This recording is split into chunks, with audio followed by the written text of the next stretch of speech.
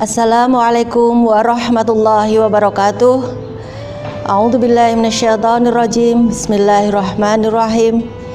Nahmaduhu wa nasta'inuhu wa nastaghfiruhu wa na'udzubillahi min syururi anfusina wa min sayyiati a'malina. May yahdihillahu fala mudhillalah wa may yudlil fala hadiyalah. Allahumma shalli ala sayyidina Muhammad wa ala ali sayyidina Muhammad. Amma ba'du. Sahabat Hikmah Jumat yang berbahagia, alhamdulillah hari ini kita dapat berjumpa kembali, bermuajahah dalam keadaan sehat walafiat. Bersama kita mengucapkan puji syukur kehadirat Allah Subhanahu wa taala biqauli tahmid alhamdulillahirabbil alamin. Sering kita mendengar ucapan-ucapan kata syukur. Mengapa kita harus bersyukur? Kita harus bersyukur dikarenakan kita mendapatkan anugerah dan nikmat dari Allah Subhanahu wa taala. Tetapi pernahkah kita bersyukur atau melakukan tasyakuran?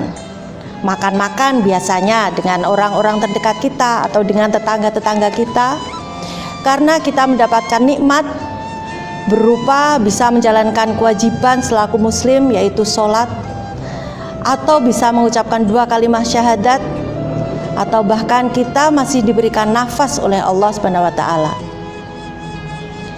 Kita seringkali melakukan tasyakuran hanya karena kita mendapatkan kenikmatan, misalnya anak kita menikah atau melahirkan anak, atau saat kita akan melaksanakan ibadah haji. Bahkan saat melaksanakan ibadah haji itu pun syukurannya sampai 2 kali, sebelum dan sesudah haji. Nah, sahabat Hikmah Jumat yang berbahagia, sebenarnya bagaimana cara kita bersyukur? Sebelumnya seringkali kita melupakan beberapa hal yang tidak kita syukuri sebelum kita mengetahui bagaimana cara kita bersyukur.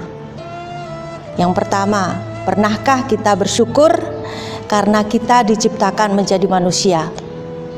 Kita tidak diciptakan Allah menjadi batu yang bila kita apa-apakan pun dia akan diam, dilempar, bahkan digiling sampai remuk pun dia akan diam. Kita tidak diciptakan Allah menjadi hewan yang hewan itu mempunyai perasaan, punya insting, namun tidak bisa mengekspresikan dengan sempurna. Kita juga tidak diciptakan Allah menjadi tanaman yang tidak berperasaan, tidak bisa berekspresi, dia hanya bisa tumbuh. Allah menciptakan kita menjadi manusia yang dilengkapi dengan akal, pikiran, dan ekspresi untuk mengeluarkan apa yang dalam akal pikiran kita. Yang kedua, pernahkah kita bersyukur karena di antara 7,5 miliar manusia di dunia ini, kita diciptakan Allah menjadi umat Nabi Muhammad Sallallahu Alaihi Wasallam. Kita dipilih menjadi umat Nabi Muhammad yang berada jauh jaraknya dari kita, yang jika menggunakan pesawat harus kita tempuh dengan 9 jam perjalanan, dan bahkan dalam hitungan tahun pun kita berada di ratusan tahun dengan Nabi Muhammad Sallallahu Alaihi Wasallam. Kita tidak pernah bertemu sekalipun dengan Nabi Muhammad.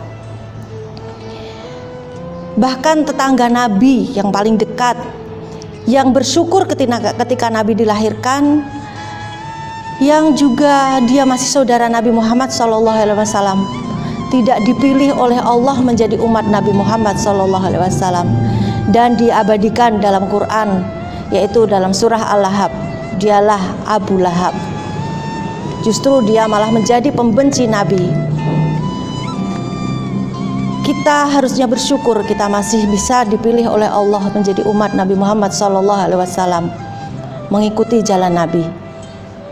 Yang ketiga, pernahkah kita bersyukur bahwa kita dipilih oleh Allah Subhanahu wa taala menjadi orang Islam yang hidup di negara kesatuan Republik Indonesia, hidup di tanah yang gemah ripah loh jinawi, tidak pernah kekurangan suatu apa, yang menjadi sumber dayanya menjadi rebutan negara-negara adikuasa.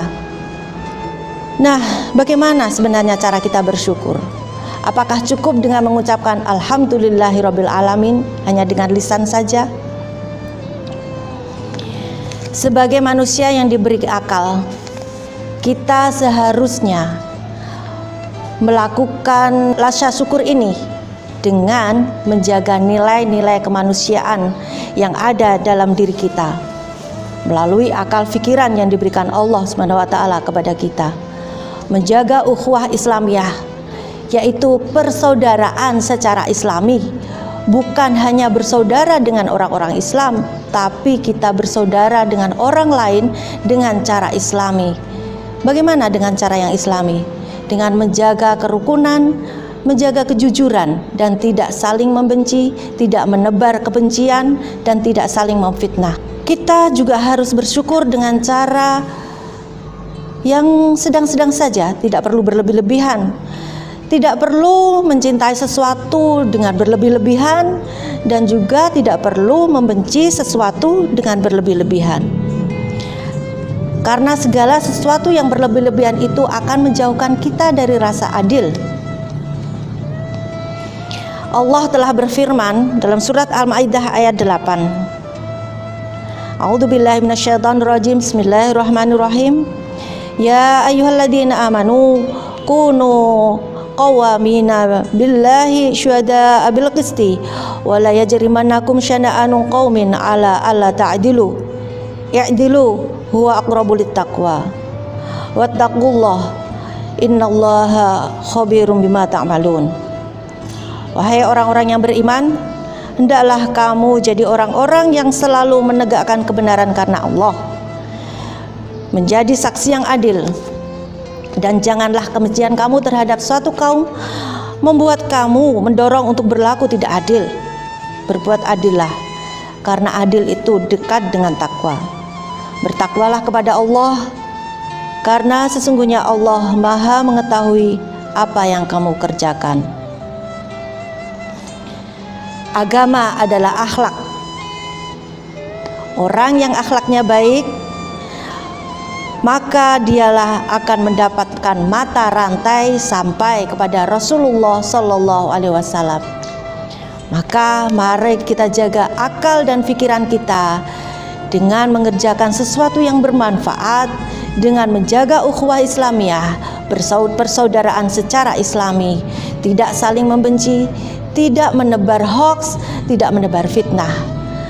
Semoga Allah mengampuni segala dosa-dosa yang telah kita lakukan. Sekiranya jika ada kata-kata yang tidak berkenan, saya mohon maaf. Wallahul muwaffiq ila aqwamit thoriq. Wassalamualaikum warahmatullahi wabarakatuh.